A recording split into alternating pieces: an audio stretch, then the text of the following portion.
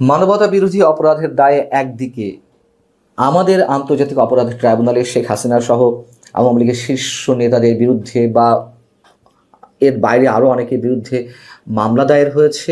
অনেকগুলোর মামলার কোনোটি কার্যক্রম এরই মধ্যে শুরু হয়েছে। বিপরীতে মানবতা বিরোধী অপরাধের দায়ে ডক্টর ইউনূস সরকারের বিরুদ্ধে আন্তর্জাতিক অপরাধ আদালত, আমাদের আন্তর্জাতিক অপরাধ ট্রাইব্যুনাল নয়, আইসিসি ইন্টারন্যাশনাল ক্রিমিনাল কোর্টে মামলার জন্য অভিযোগ দায়েরের প্রস্তুতি নিচ্ছে আন্তর্জাতিক আইন সংস্থা ডাউটি স্ট্রিট চেম্বার।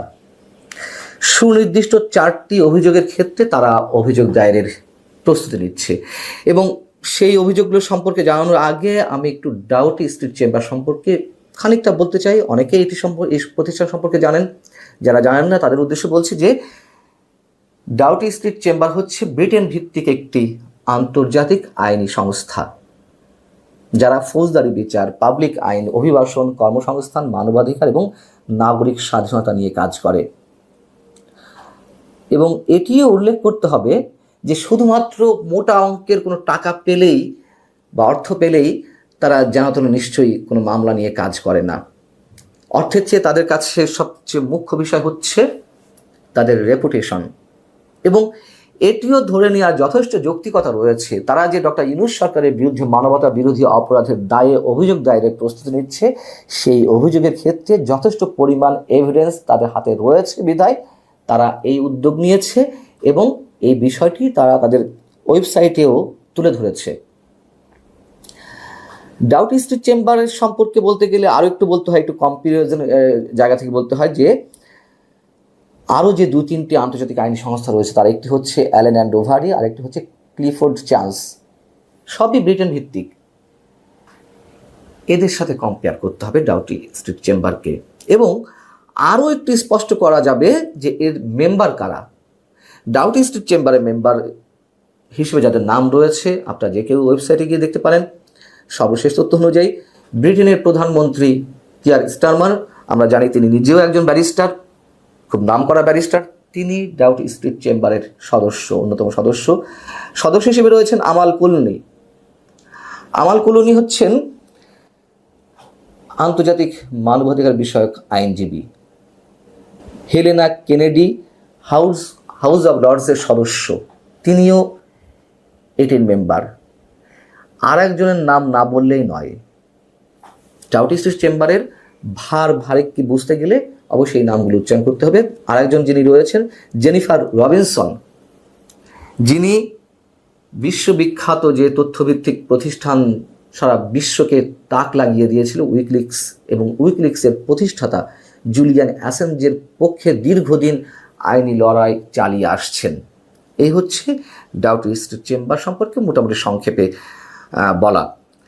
এখন ডাউটি স্ট্রিট চেম্বারের ওয়েবসাইটে যেটি বলা হচ্ছে যে ইন্টারন্যাশনাল ক্রিমিনাল কোর্ট, নেদারল্যান্ডের হেগে যেটি অবস্থিত, সেই আইসিসির সংবিধি বা রোম স্ট্যাটিউট এর যে 15 অনুচ্ছেদ তার অধীনেই তারা এই মামলা করার প্রস্তুতি নিয়েছে ডক্টর ইউনূস সরকারের বিরুদ্ধে।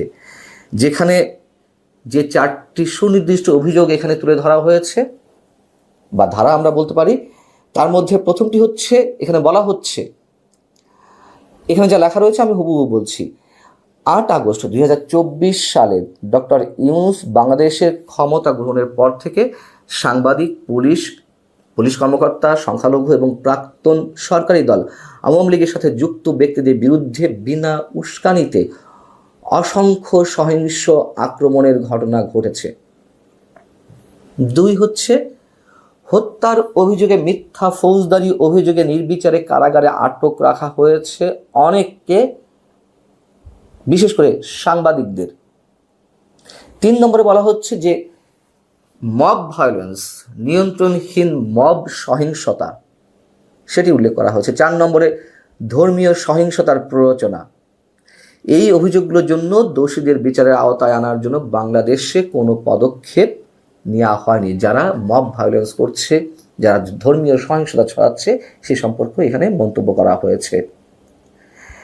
এবং এখানে যে মন্তব্যটি করা হয়েছে যে এইসব হামলার ব্যাপক প্রকৃতি ইঙ্গিত দেয় যে এগুলি সর্বোচ্চ স্তরে অর্থাৎ প্রশাসনের সর্বোচ্চ স্তরে পরিকল্পিত ছিল এবং আইসিসি ইন্টারন্যাশনাল ক্রিমিনাল কোর্ট সংবিধির একটি বিশেষ অনুচ্ছেদের অধীনে হত্যা, নিপীড়ন, কারাবাস বা বাক স্বাধীনতা কিংবা যে কোনো স্বাধীনতার গুরুতর বঞ্চনার মতো মানবতা বিরোধী অপরাধের সমতুল্য।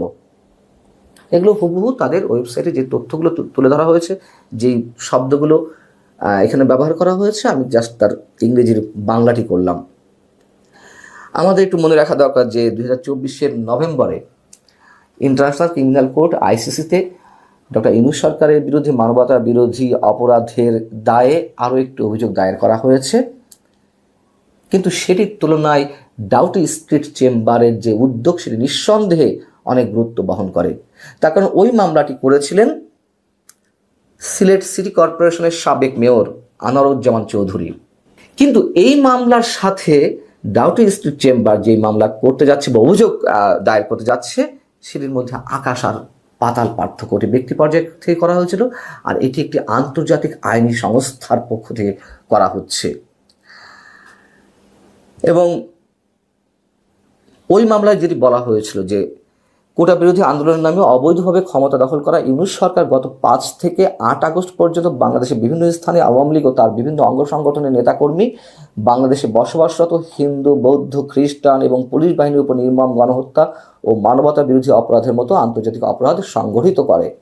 এ সময় হাজার হাজার মানুষকে হত্যা, ধর্ষণ, দেশ ত্যাগে বাধ্য করে এবং লাখ লাখ ঘরবাড়ি, সম্পদ ইত্যাদি বিনষ্ট করা হয়।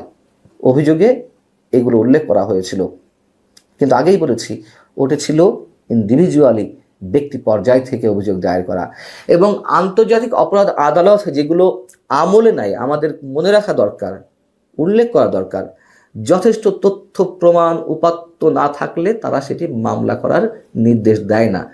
ডাউটি স্ট্রিট চেম্বার যে উদ্যোগটি নিয়েছে, আমি আগেই বলেছি, তারা খুব ভালো করেই জানে যে কী পরিমাণ তথ্য উপাত্ত তাদের হাতে থাকা দরকার, এবং নিশ্চয়ই সেই তথ্য প্রমাণ তাদের হাতে রয়েছে বিধায় তারা সেভাবে এগোচ্ছে।